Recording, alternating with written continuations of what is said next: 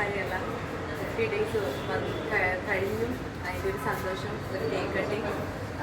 ഇനി 50 daysന് ശേഷം ഞങ്ങൾ വീണ്ടും ആദ്യം പ്രിവ്യൂ കണ്ടിട്ടുണ്ടായിരുന്നു, പിന്നെ തിയേറ്ററിൽ ഫസ്റ്റ് ഷോ കണ്ടിട്ടുണ്ടായിരുന്നു. ഇപ്പോൾ വീണ്ടും നമ്മൾ 50 daysൻ്റെ ഷോയും കൂടെ കണ്ടു. അപ്പോൾ അവളുടെ പേരൻസ് എന്ന് പറയുന്നത് ഭയങ്കര ഭയങ്കര ഭയങ്കര സന്തോഷമുണ്ട്, ഒത്തിരി അഭിമാനമുണ്ട്.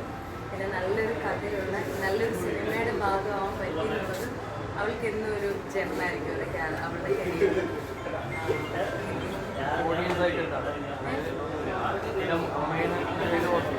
ഓഡിയൻസായിട്ടാണെങ്കിലും എല്ലാവർക്കും കാണുമ്പോൾ ഇഷ്ടപ്പെടുന്ന ഒരു പടമാണ്. കുറേ ആളുകളിലൂടെ കൂടെ തിയേറ്റർ വൈസ് എത്തേണ്ടതായിരുന്നു എന്നുള്ളൊരു അഭിപ്രായമാണ് പൊതുവെയുള്ളത്.